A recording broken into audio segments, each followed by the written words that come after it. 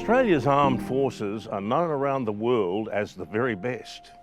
They're hardworking, versatile, resilient, and committed to helping our community with everything they've got.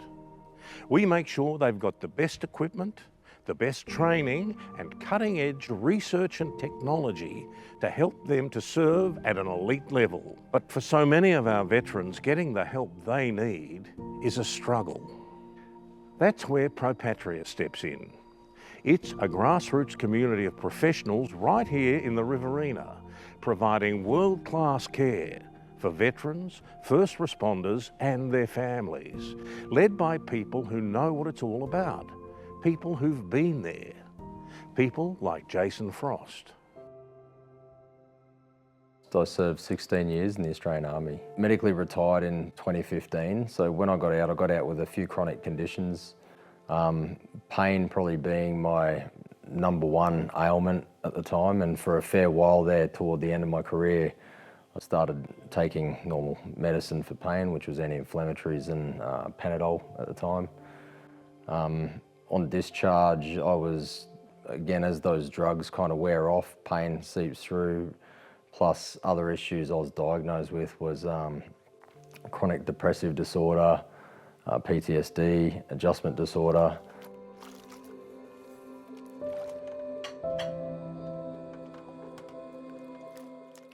So before I actually moved down here, when I discharged, I started a business in Sydney as well, because again I needed something to do once I got out. That business was pretty successful at the start, which was good. However, again, my ailments started to show through. I couldn't physically stand for too long. I was diagnosed with spondylosis, degenerative disc disease, plus a sciatica and some bulged discs. But what I didn't realise at the time was, and again, looking at the paperwork now, it makes sense. I'd actually, when I joined the military, I joined at 178 centimetres, and by the time I'd finished my career at 35, I was down to 174 centimetres. So I dropped 4 centimetres in height just from, again, the physical activities and a lot of impacts and things that we kind of went through in the roles that I was doing.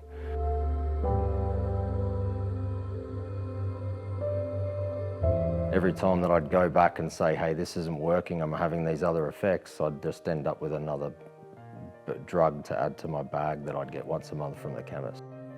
The first time I was truly suicidal was when I was on all the meds, and when the meds were failing to work, and when I'd get to that black zone, that place where the pain absolutely takes over, there is no rational thought in your brain that you can access in that mode at any moment. And again, I'll go back to the doctor and they go, oh, you must be genetic. But the team of world-class medical professionals at Pro Patria know that there are better ways. Access approved, and we're ready to talk about your furniture fittings. Yep. And all the things that you need to move in. So my name is Dr. Jim Reid. I am a rural GP with a lot of experience in more holistic or integrated health. I used to be the Vice President of Australasian College of Nutritional and Environmental Medicine. Today we're at the Pro Patria Centre, which is an inspirational new organisation or centre for veterans and first responders. I'm hoping to head up to Sydney, where I've got a whole lot of medical furniture that I should be able to certainly beds and those sorts of things. If there are some tables that might be useful, like a desk in the meantime. Now we've left this desk here. As a soldier, you're part of a team. You're fighting for the guy next to you, not just for your country. And if you get discharged, particularly for medical reasons, and you're disconnected from that, then people's sense of meaning and purpose is lost. Their sense of connection is lost. And what we're really trying to create here is a place where that connection happens again. And that's connection with one another, where people can share some of their journey and help to heal. And then also where they can be connected to multiple services in one place. So people who are very isolated at the moment, where they can come to one location and have multiple people who not just provide services for them, but have a greater understanding of the nuances of their particular needs. And my name's Dr. Ted Cassidy. I'm a psychiatrist. I'm one of the co-founders of the Monarch Mental Health Group. From a veteran community point of view, the rates of mental health issues are really high. And I think one of the things that I always think of is this is not a vulnerable group of people, because the selection process to be a veteran, to be in the Army or the ADF or to be a first responder are actually really high. We're actually taking the most resilient people, we're then exposing them to supernormal levels of trauma, and then it's quite natural that there's a level of kind of mental health distress that comes as a result of that. So being part of Pro Patria, when I heard about this organisation, when I heard that it was going to be care focused on the veteran community in Wagga, which has a big sort of ADF population, an ex-ADF population, I thought this is something we want to be part of. But this care is not reserved just for our veterans.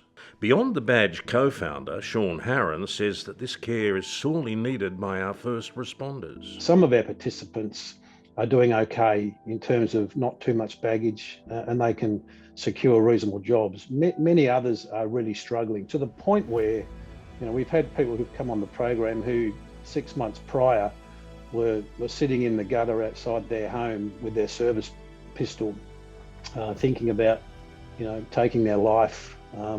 That's probably the lowest in terms of stories that we have.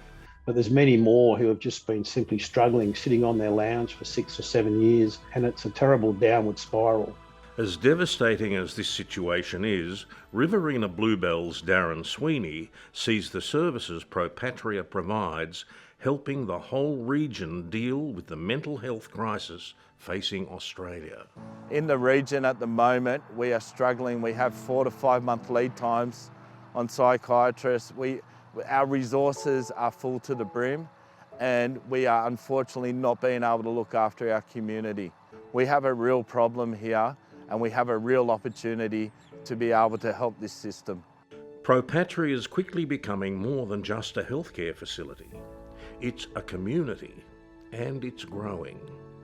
So the Pro Patria really started from Defence Shed. That really enabled us to get a membership of the community and start to find out some of the shortfalls that were happening. So we did our first survey, managed to get feedback from around 30 local veterans.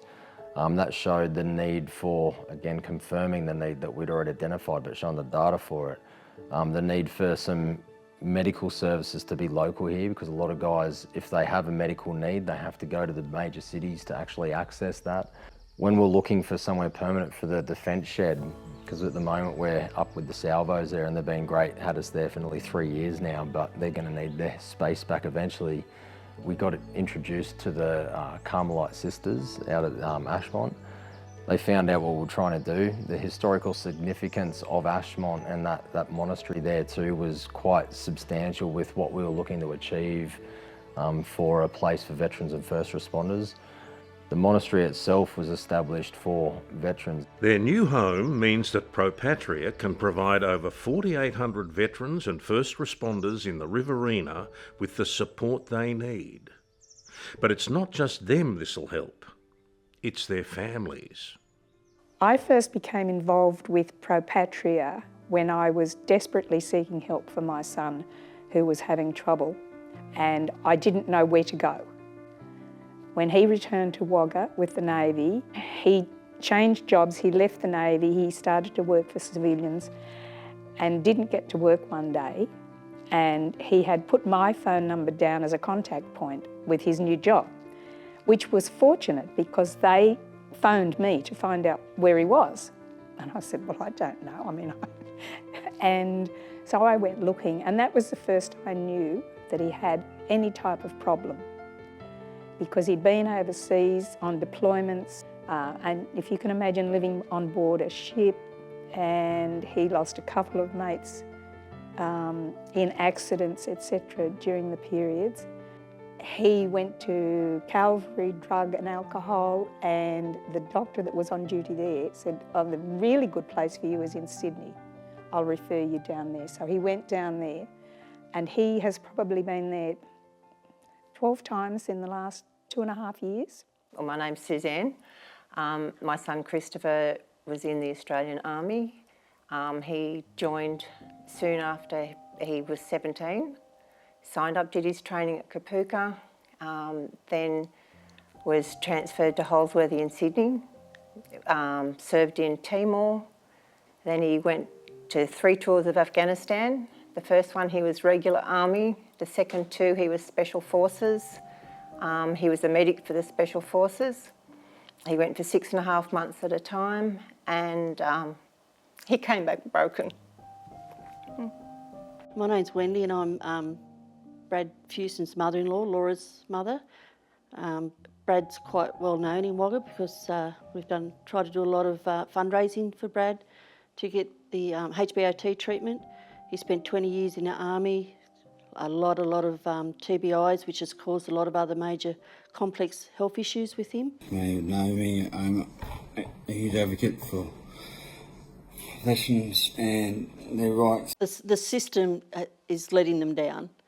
Like, Laura hasn't had carers at all the whole time she's been away this last time up the Gold Coast, 10 weeks, because he'd regressed so badly in between getting this treatment that had been withheld for some time.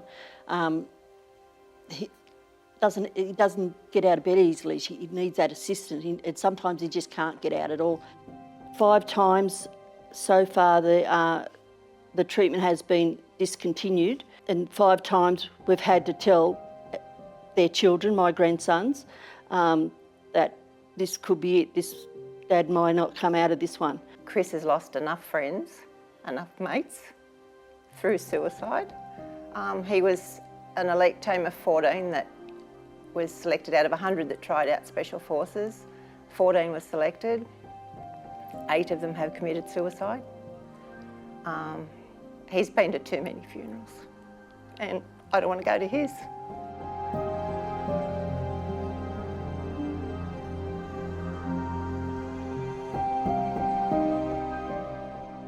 In desperation, one day I rang the Defence Shed phone number and I got Jason. And I was talking to him, and that was where my involvement started with Pro Patria and Jason, because he has been so wonderful. But Pro Patria wasn't always there to help. Without access to the cutting-edge treatments that Jason needed, he and his healthcare team were forced to take extraordinary measures. I'd seen my psychiatrist in Sydney, and he was watching me fall apart after I'd left Defence, and he literally slid a card across the table to me and said, "I can't condone this, but you should look these guys up." And that was a card for Weeded Warrior, and I got introduced to Michael Harding, who was one of the founders of Weeded Warrior. He went over to the US, studied with the guys over there, learned a lot from Sue Sisley and a lot of the lead experts, the professors that were studying medicinal cannabis for PTSD and for veterans. He brought that knowledge back, but looking into the research, my desperation took over, and I was like, at any cost, I was gonna try something that was gonna stop putting my family at the risk that I was putting them at. And then, like, my first experience of it, I literally had to source it illegally. In the middle of the night, it was about 11 o'clock at night, I asked the first guy I could see if he could get us some marijuana. And I snuck upstairs, paranoid as hell that the missus would find out at the time, snuck into bed, and I slept for 6 hours for the first time in probably, I don't know, 5, 6 years, I think, since I'd slept like that. And my eyes open, and I actually felt clear-headed for the first time, and since I could remember. We need to listen to our veterans. We need to listen to our first responders so we can do the research on what they're already telling us. And they're telling us that things like psychedelic medication is working for people who are otherwise going to commit suicide, and it's saving their lives. That requires research. What will we be doing here at Pro Patria? We'll be offering transcranial magnetic stimulation therapy to veterans. This is something that's supported by Medicare, supported by the DVA. We'll be offering access to esketamine nasal spray. Esketamine is the only medication that's been licensed for treatment-resistant depression. We've already been offered relationships with universities in the US, universities in Israel, exchange programs. This gives us the opportunity to send people over and send medical professionals over, send university students over and learn what's happening in these other countries as well, and bring some of that medical best practice back to Australia. Best practices like hyperbaric air therapy, the life-changing treatment that Brad Fuson can only receive if he travels to a major city. What were you just saying to Daddy? I love you. Yeah. I love you, Daddy. We didn't know if the treatment was going to work or how well it was going to work, and we always knew it probably wasn't going to be a cure. But from the very first day, before Brad got into that chamber, he was in a wheelchair basically in a wheelchair or on a walker. I love you too, sweetheart. There you go. And I was there and I witnessed it. It was just beautiful. He got into the chamber for an hour and a half, the sessions are. He got out and he walked unassisted. He was still, you know, like after one session, it wasn't 100%, but he walked unassisted. Good morning, mate. Good morning. Good to see you. Good to see you. Like within a week of doing that, he was unbelievable. You couldn't believe it was a different man. We went to the park. He ran with his little 3-year-old son for the first time ever. And he was playing and giggling and it was such a beautiful moment.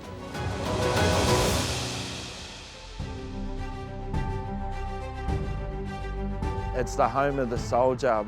And not every veteran's broken, but at the moment we have a few that are, and we have an opportunity to help them. So this is a real stepping stone for something that's going to be really great to fill that hole that we've got in mental health, and especially for us here in regional New South Wales. And the best part is it's not in years, this is in months. We should be supporting Pro Patria, first of all because it is a grassroots veteran initiative. We should also be supporting Pro Patria because we've placed our veterans and first responders in the line of fire. These are resilient, strong individuals, stronger than the average, and we've damaged them in the service of us, really. So I think we as a community owe our veterans and first responders the opportunity to get well in a place like this. And they supported our country, we now need to support them.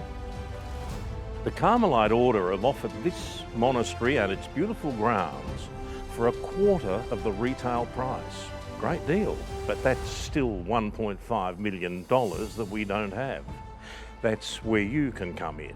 Pro Patria have already made an obligation to these veterans and first responders and their families. So dig deep, make a donation. Go to propatriatrust.org. This is a call to action. We really do need your help.